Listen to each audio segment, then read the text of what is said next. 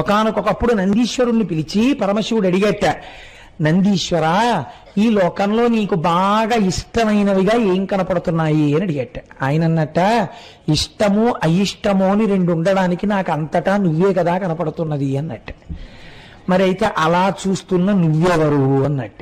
నేనని వేరే ఉన్నానా, నువ్వే నేను అన్నట్టు.